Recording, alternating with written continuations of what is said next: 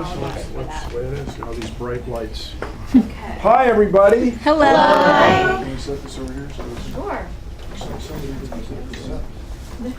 Another one of those darn zippers. Hi, everybody. Hello. Are there any questions on what we've covered so far? Greetings, greetings.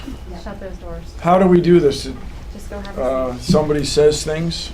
Okay, we have members of our Rider News team here. We have members of Rider TV Network, and we have student eco reps. And the Rider News paper, our Rider newspaper, they're going to go. What's the name of the Rider newspaper? The Rider. Wow. Did you come up with that? It's not the Bronx Bulletin or something? So I think we can get started whenever you're ready. I think I'm ready. I feel pretty ready. But there's somebody from the Trenton newspaper, right? Trenton Times. They're over here. late. They're You know late. what that means when you're a reporter and you're late to a press conference? You don't miss- get in. Well, you miss it, yeah. You miss some of it. They will be at the presentation though, so there will be Yeah. a story. Well, it's, I mean, being in the Rider newspaper, Rider News is way cooler than the Trenton whatever. Actually, it is. So who starts? Are What we allowed to happens? take photos during? Yeah, but I discourage flash pictures because there's people sitting next to you. Plus, you got all this stuff going on. Yes, so who's first? What happens? I feel like I hardly know you. Woman in teal, you're leaning, you're all like, yes. I understand you've spoken at a lot of colleges. What? Do you find that the younger generation is more receptive to learning about environmental issues than older generations are? Well, climate change is generational for sure. I mean, young people are much more concerned about climate change. There's just, I mean, once I've say in the last 20 years, I've met one guy in his 30s who was a climate denier. But most people are, all climate deniers, writ large, almost all climate deniers are older, are old people my age and older. Millennials and you guys are all concerned about it. There, I didn't have to put that on background. That's good. Okay. The guy's an idiot. Yes, who's next? Yes. So do you think that informing young adults of these problems with climate change, do you think that we can fix the damage that we've caused? No, you can't really fix it all, but the world will just be different. But, you know, as my good friend President Obama said, if you were going to choose a time to be alive in human history, this is it. I mean, strange as it may seem, the world is less violent than it's ever been in history. There are far, far fewer devastating diseases than ever in history. And there are actually, strange as it may seem, a lot fewer wars. There are a lot fewer people involved in wars than traditionally.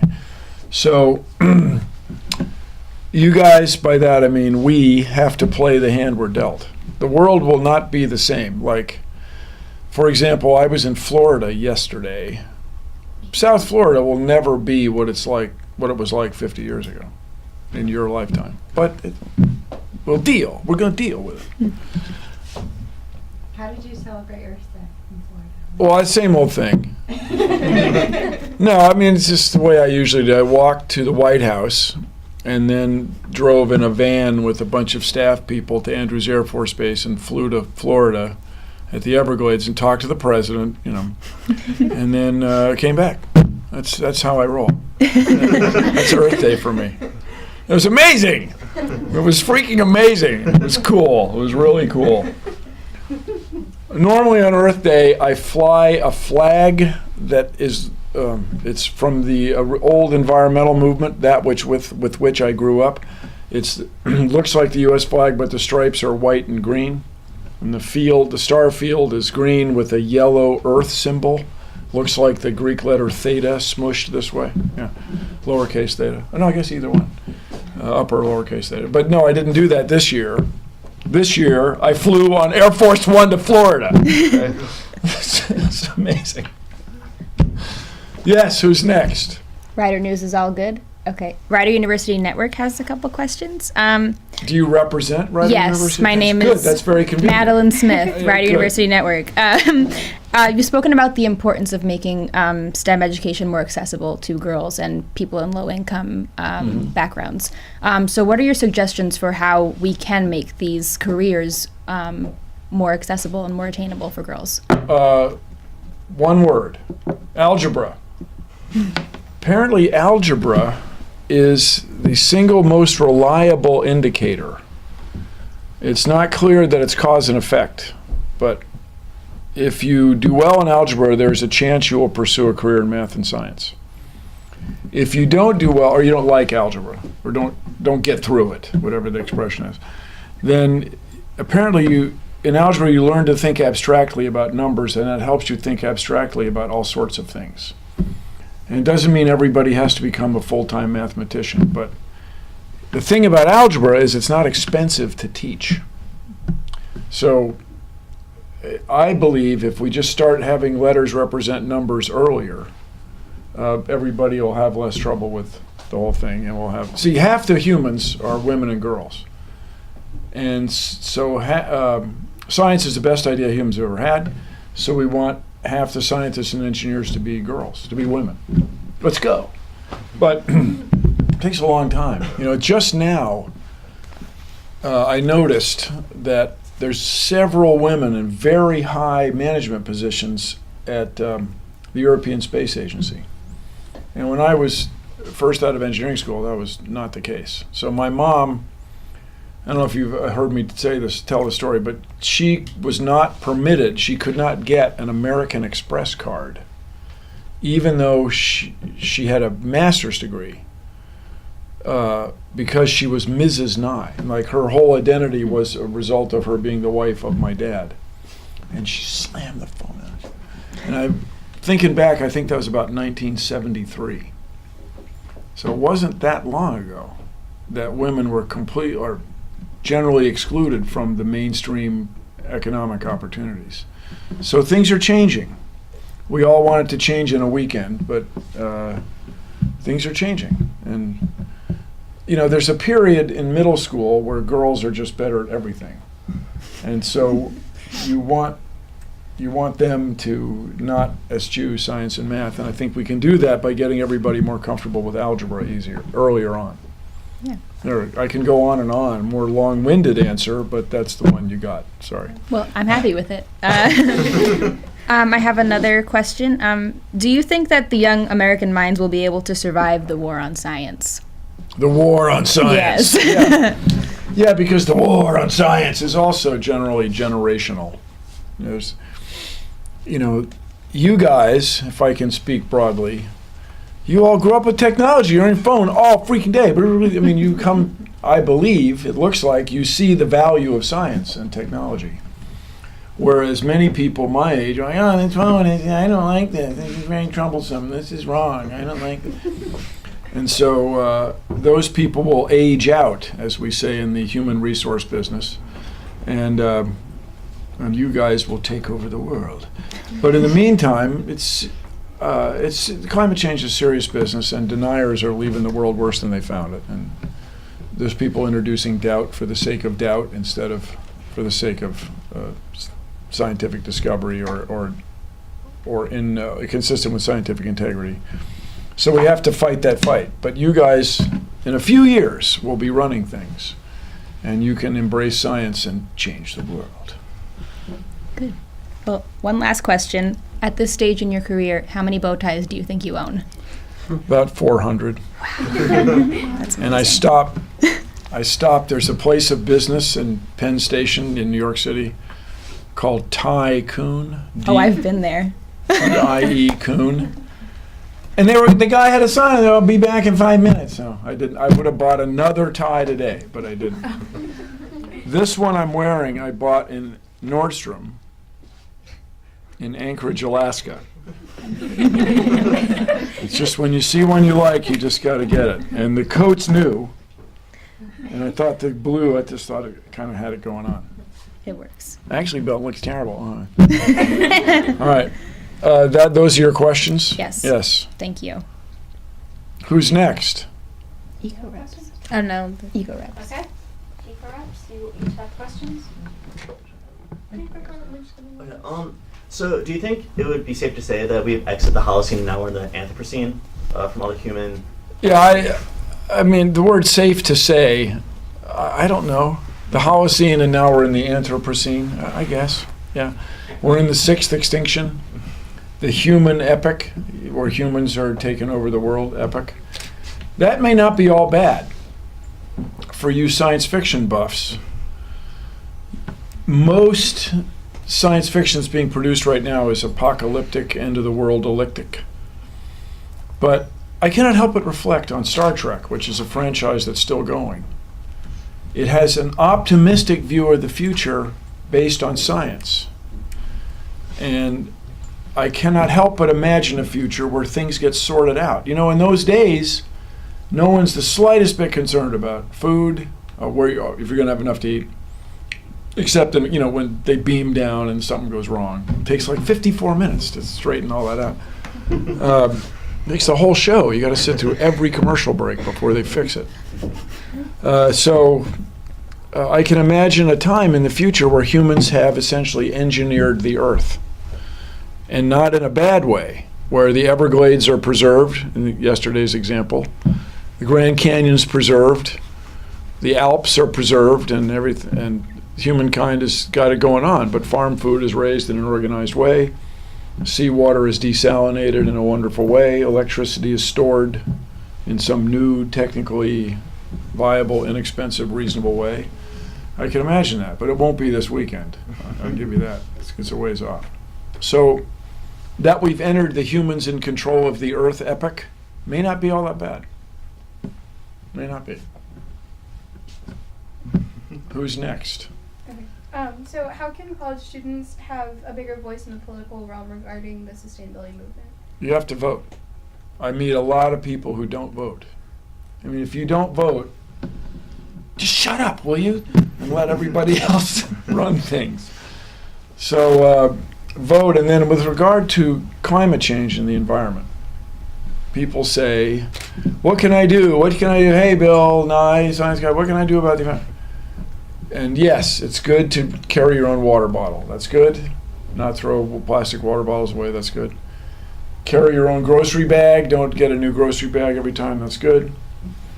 But the main thing I think we could do right now is talk about climate change.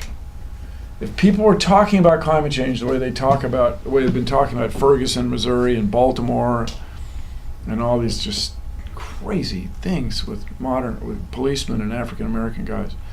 If people were talking about climate change the way we're talking about that, we would be doing something about it. We'd be getting to work. And climate change, just the word everybody loves nowadays is existential. It's an existential threat. It's everywhere you go. It's in your part of your existence.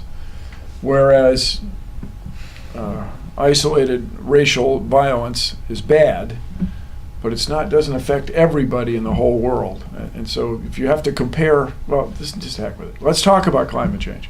I'm going to get misquoted and my career will be over. So I hate that. All right, what else we got? All right, so you talked briefly about energy. What do you think the future of energy in America will be? Well, I would love to have technical solutions to electrical storage. Now, this could be pie in the sky, crazy dreaming, but if we had some new battery that would be good for automobiles and mobile applications, and some new amazing huge battery that you could put in the basement of every building, office building, skyscraper, student recreation center, and you could store electricity, then you could make more than enough electricity can be gotten from wind and solar and tides and geothermal and so on. But we don't have a way to store it. We don't have a way to run it at night, kind of thing. So that's a magical, wishful thinking technical solution. Then in the other meantime, there's a lot of people convinced that nuclear power can be made better than it's ever been and be just less spooky. you know, there's 432 nuclear power plants, and 2 of them blew up and 1 of them almost blew up. I mean, if we have 400 or 40,000 nuclear power plants, there'll be another accident. I mean, there just will be. So can you mitigate, can you make it so if there is an accident, it's not serious kind of thing? I don't know. We'd sure like to look into that. But then the other thing, that's the technical solutions. These are wonderful, magical engineering solutions.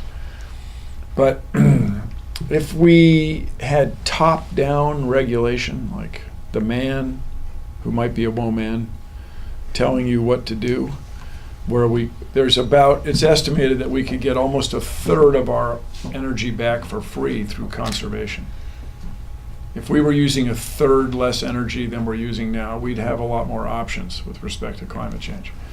But to do that, there's financial incentives to be sure, and there's sort of entrepreneur, startup, independent public offering, IPO kind of things, all good, but there may be regulation. And the example I always give is World War II. There was rationing of everything so that the United States especially could outproduce the enemy. And it did. So it seems like we got to work the problem from both ways. Seems to me. Who's next? There's about 800 people coming here tonight that see you as a role model in the environmental movement. So we were just wondering, what are some of your role models in the environmental movement? Well, I had Carl Sagan for astronomy, and he was very influential. Then, I admire Ed Begley. I mean, I don't do everything he does, but I mean, Ed's to the point where he like recycles lint. You know, it's like, dude. But I guess I grew up with Earth Day, and it was everywhere. You just heard about it all the time. And it just seemed to me that there's a lot of opportunities with solar panels, wind, and conserving water. And so at my house in LA, in Los Angeles, I've worked really hard to have those systems in place.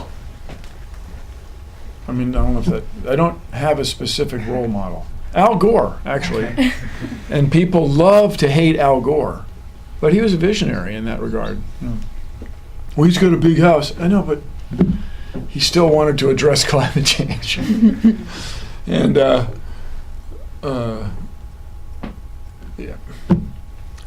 Earth Day is not don't drive to work day. Earth Day is let's appreciate the planet and take care of it. Yeah. Who's next? Anyone? The Trenton News just showed up. Trenton Times, Trenton Journal. I'm sorry.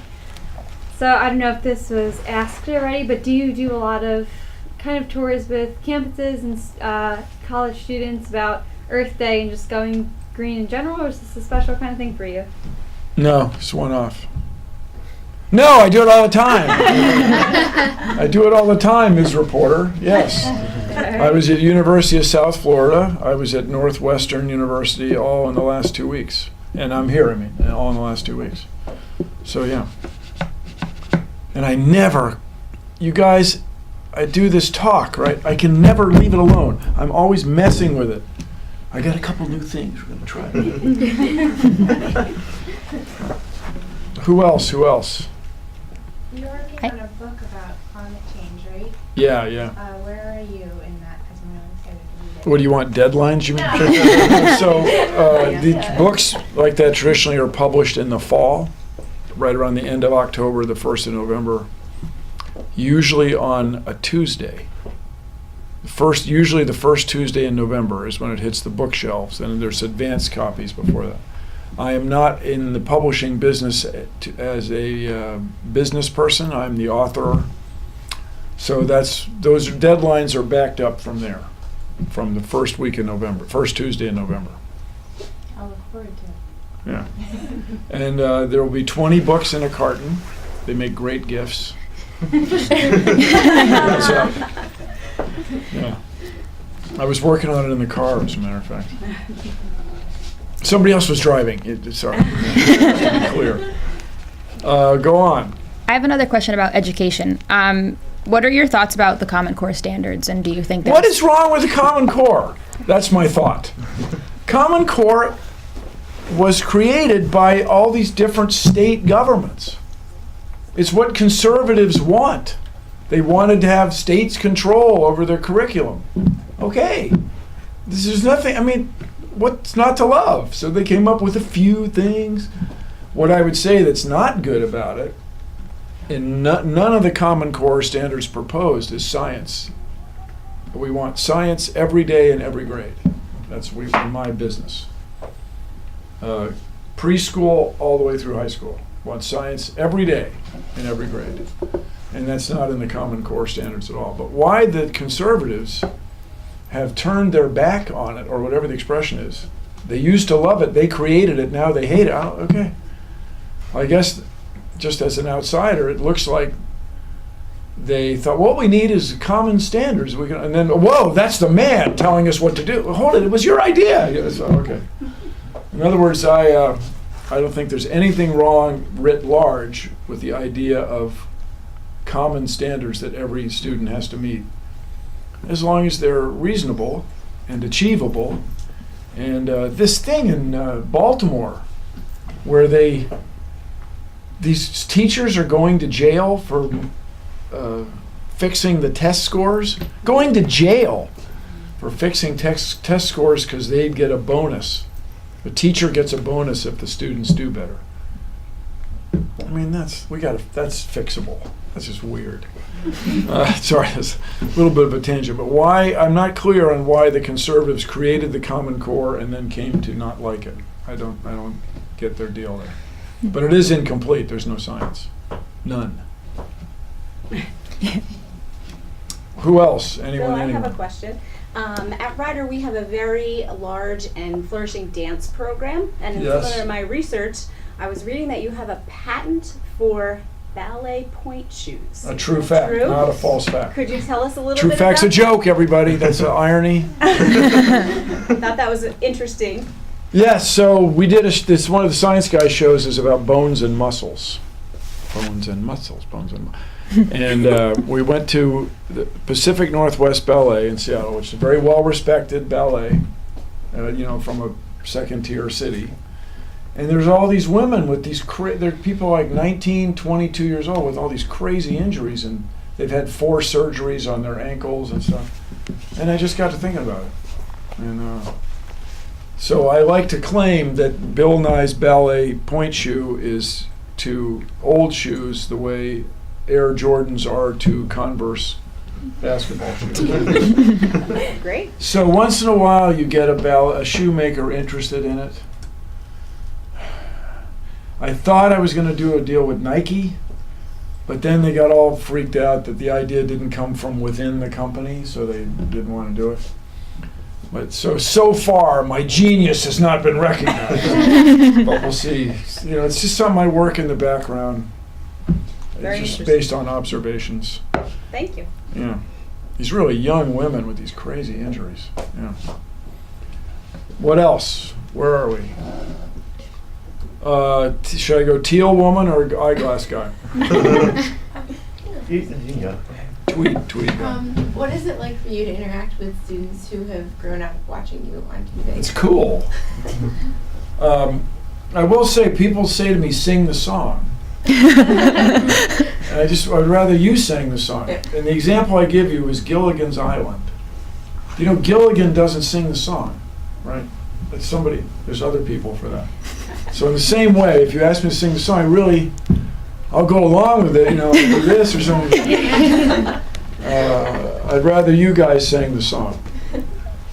And then when on camera I say, inertia is a property of matter, that's a woman's voice, that's not my voice. Just so. Okay.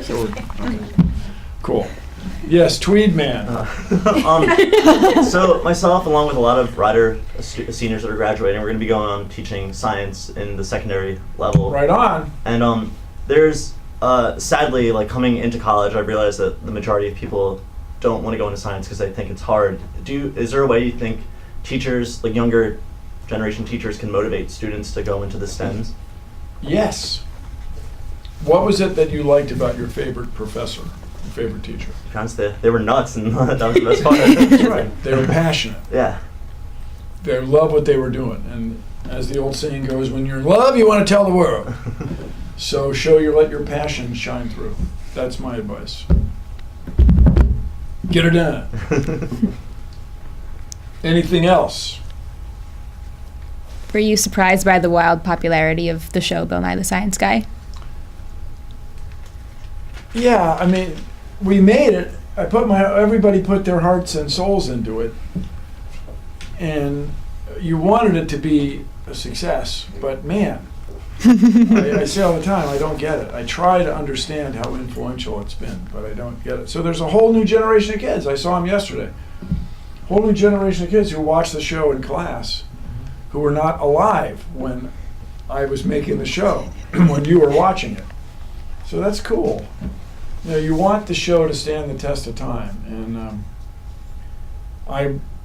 at my 10th college reunion, this is back when you had to write letters, everybody, on paper. I petitioned Carl Sagan to meet with me for 5 minutes. And he did. And he said, I told him about this idea for the show. It was really great. It was a funny thing. He said, focus on pure science. Because kids, he used the verb resonate to pure science. Then the other thing I realized, it'll stand the test of time if you don't do technology, if you do science. So that was good. Although with that said, we did do a computer show, if you remember, all about switches. Computers run on switches. Yes, Melissa. I don't have a question. I'm getting buzzed because people are at the VIP meet and greet wondering. Okay. I'm working for you. Not me. No, I know, but was there any Do we have one really last pressing question Any that one last somebody question? wanted to ask before we go? No? I Okay. came in late. I'm sorry. What have you since been doing since the end of Bill Nye the Science Guy? Well, I did a couple shows. I did a show called The Eyes of Nye. I did 100 Greatest Discoveries, 100 Greatest Inventions. I did Stuff Happens. But I've done many college talks. And then I wrote some kids' books. And now, last year I wrote a New York Times bestseller. I'm feeling pretty good about that. I don't know if you guys heard about this debate in Kentucky. Probably didn't hear about it. But that's been a big deal. That's led to a lot of... and now I'm doing Star Talk with Neil deGrasse Tyson. I'm the wacky sidekick. Okay, sorry, I gotta cut it because people are waiting. Steph and Kathy. Thank you very much. Thank you.